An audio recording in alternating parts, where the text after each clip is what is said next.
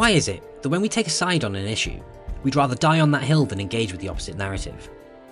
Climate change is no different. It's an issue that is affecting the whole planet.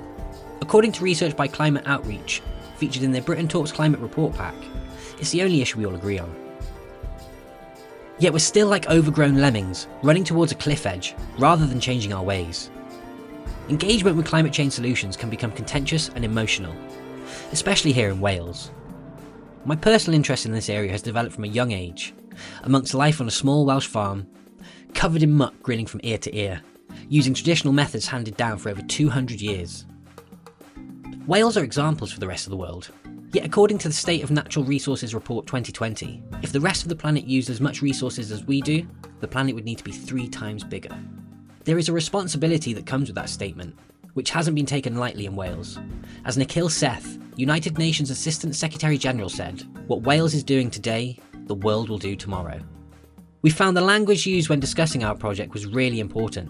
Conservationists aim to protect a specific species or habitat, whilst regenerative agriculture seeks to produce a valuable commodity such as food, at the same time as supporting and restoring natural ecosystems.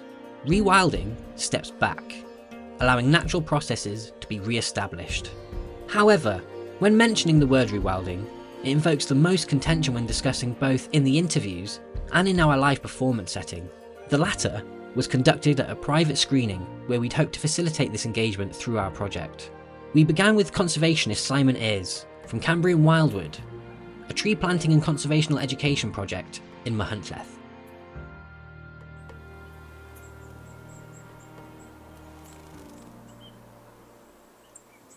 The chats that we've had so far, it's been amazing, and it's crazy how similar the ideas from both sides are. It's just the wording is completely different, and it's just about having those conversations, getting people around a table and making them realise, oh my God, our outlook is exactly the same. Yeah, I know.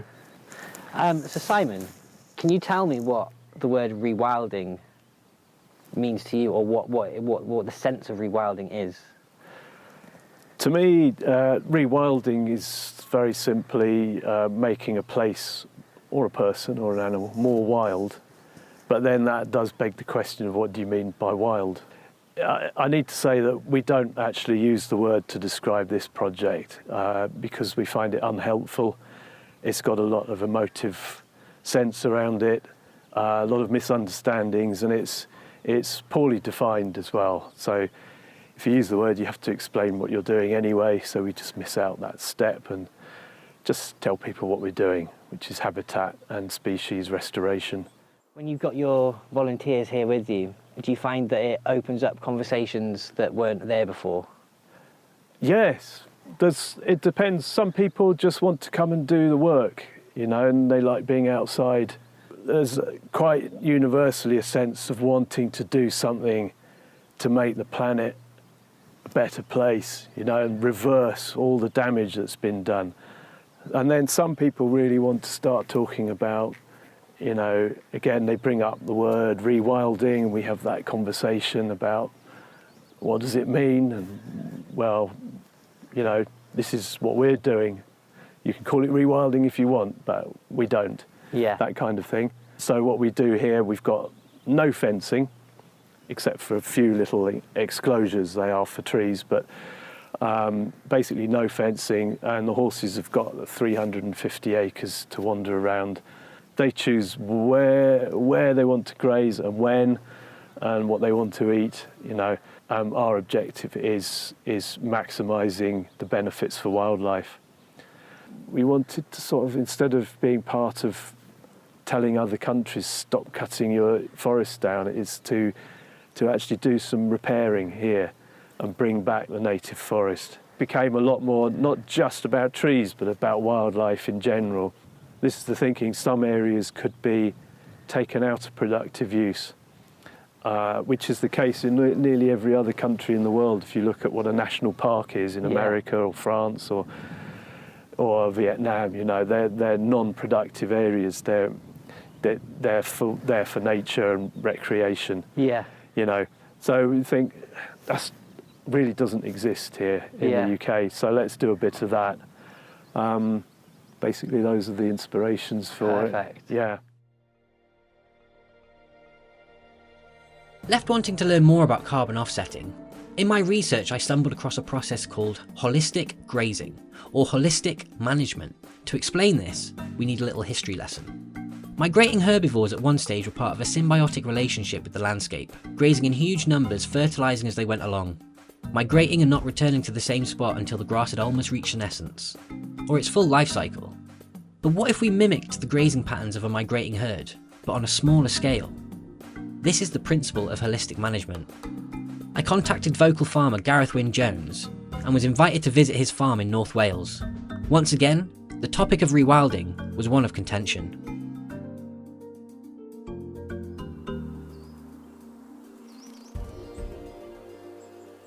Pretty beautiful, isn't it, boys?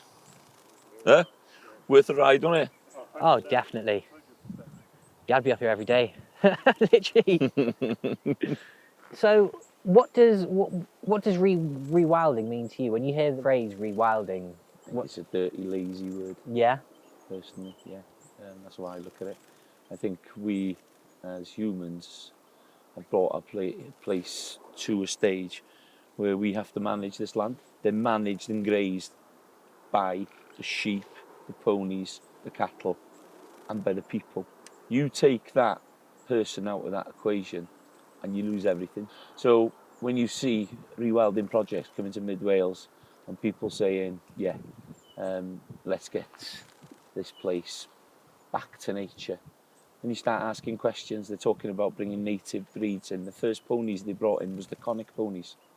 They didn't even go on Google to search for the Carnarvon ponies. The oldest living ponies in Great Britain, going back to the Celtic times. There's only 220 of them left. Wow. In the world, and they run up here. And my family has been managing these ponies for hundreds of years. Could you explain to me how your family have used what is considered holistic grazing now for centuries? Well, we call it cnefingo. Okay, it's a Welsh word. And the Welsh word, if you translate the word cnefin from the Welsh to the English, it means sense of belonging to an area. So these sheep every day are put on their heft, on their cnefin. And that's what, the knowledge my father has given me, his father gave him before him. When you point the finger at the guy that's at the coalface, I think you're pointing the finger in the wrong direction. Yeah, because we've been driven here by supermarkets, by government policies, and nobody ever listens to the man on the ground. And I think it's important for us to show people that this level of farming isn't that. Yeah. And this level of farming is probably the key to reverse that. The word I believe in is balance. What I believe that'll save the planet is people starting to really understand seasonal food, local food chains, get people to stop wasting food. Yeah. We're wasting as much food as we're using. It's ludicrous. And there where my line crosses, that's where I want to hopefully educate people about the food that we can grow in this country. We need to be growing more vegetables, we need to be growing more fruits, and we need to be doing it in a regenerative way, using, manure from the livestock. We can do this. Yeah. We can do it, but we have to work together to find these solutions. I think government should be, listening to the people and starting to address the problem.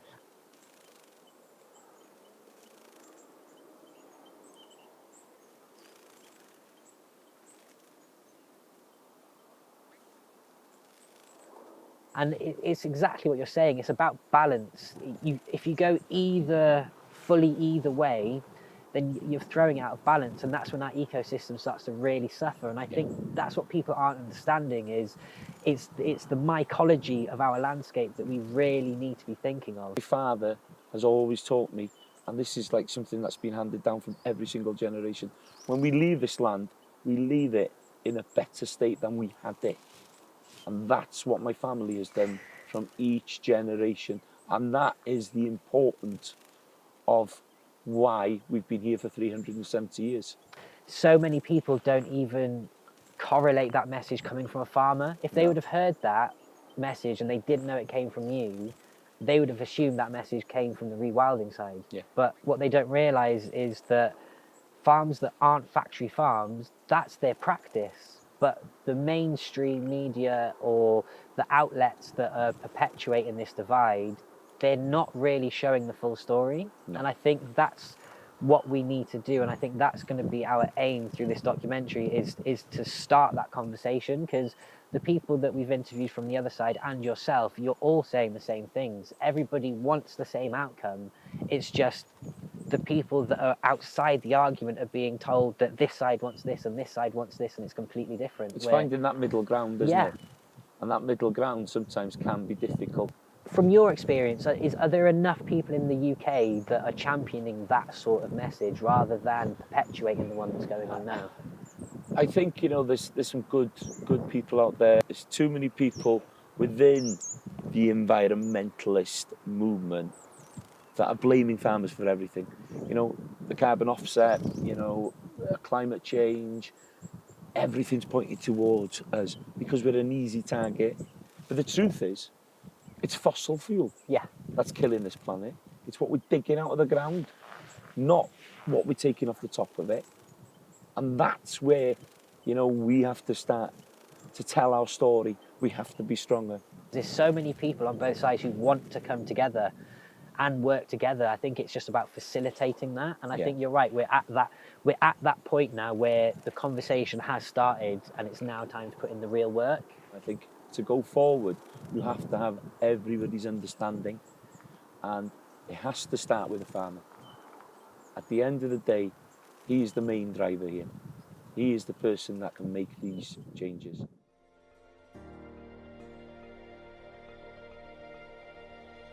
Hearing what Gareth had to say about wanting to find middle ground from where to begin working from left me feeling more excited than when we began this journey.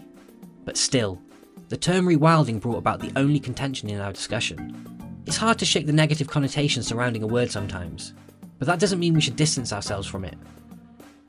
I felt it was important at this point to find somebody practicing a lifestyle that encompassed not only rewilding, but also took inspiration from all the other aspects we've discussed so far. We found Joe on Helpex, a small-scale farmer practicing rewilding techniques to live off the land sustainably and provide a home for his family.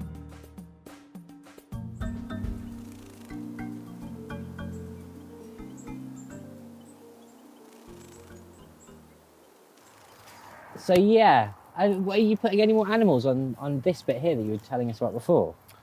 No, sadly, we're not going to get lambs. The spring lambs have already been and gone, so we've missed them. But my kids were reluctant. Right. And because I'm a vegetarian, I'm not going to force it on them. Yeah, But of course. I did manage to convince them to agree to keep lambs this year, but it was too late for us getting hold of any. Yeah. So that's a shame. Yeah, shame. Yeah, but we've got enough on. Yeah, I can imagine. I can't imagine. So, what was the driving force behind starting this project here? Somewhere to live, actually, and somewhere to live and work. It was sort of accidental that we bought 10 acres. We just wanted somewhere we could put up a house and grow our own food. Yeah, we were looking for a bit of derelict looking land with some buildings that could be repurposed and so on. So we bought this, but the chap sold it to us as they were only interested in the yard, really, all previous users. So he said, oh, there's a couple of acres, I think, that come with it. And turned out to be 10 acres. So we were thumbs up, quids in. We were happy with that. There's lots of little microclimates and there's lots going on. And actually, we probably haven't set foot on about 5 acres of it or more. Yeah. Because it's like this. We would sort of clear and work small areas that were already level, for example. That's how the community garden started. That was another accident. We just were planting vegetables, and then the first chap was a retired sheep farmer who was walking his dog every day, Howard, and he said, oh, if you leave a hoe down there in the ditch, every time I pass, I'll do a row of spuds. He loves tickling spuds. He's still here.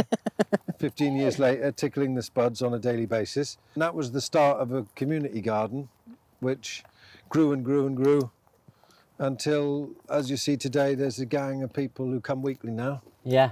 and grow vegetables. What would you say to people on either side of the debate who think that something that you're doing that's completely in the middle is not enough either way? Well, we're just trying to poach the best practice for each and every little part of our site, I suppose.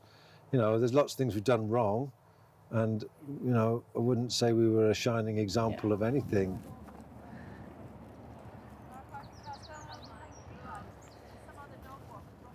I mean, I think a successful example of rewilding is not necessarily walking away. I have to cut a fire break behind the house because the rest of it is so combustible. But I noticed within minutes afterwards, it was alive, well, the following day, alive with cobwebs. Wow. You know, and the spiders had gone, woohoo, Yeah. opportunity. Yeah. Do you know what I mean? So small amounts of clearing in a wilderness management project, I think, are crucial. I think what you Great just said amount of there size. is really important. It's ringing in my head now. It's a habitat, and that's our job. It's our job to help maintain the habitat. We're not here to destroy it. And if No. that means clearing some bits for some species to get through, then let's clear some bits. Yeah, But exactly. yeah, it's about maintaining a habitat, not enforcing your own narrative on that habitat. Yeah.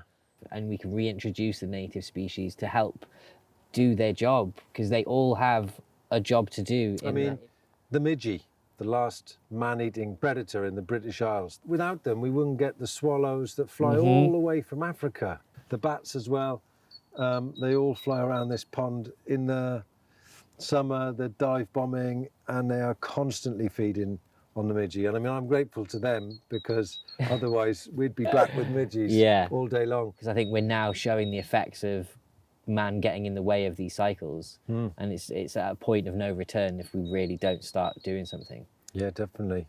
So if you were to say one final thing to somebody that is sitting on the fence about getting engaged with regenerative agriculture issues, what would you say to them? Don't be a dick. We've only got one planet, haven't we? We've only got one chance, and the opportunities for leaving a healthy planet behind are getting shorter every day. And so, you know, if you own any land, you are responsible, you can make a difference. You know, it's in your interests, it's in everybody's interests. I really enjoyed making this project and meeting the people along the journey. Currently, the attitude towards the word rewilding is that of school children bickering over the teacher's attention. All of the practitioners' techniques work in their individual contexts. However, it's paramount that they begin working together and using their individual expertise to help one another in a symbiotic relationship to secure the development of our habitat for future generations.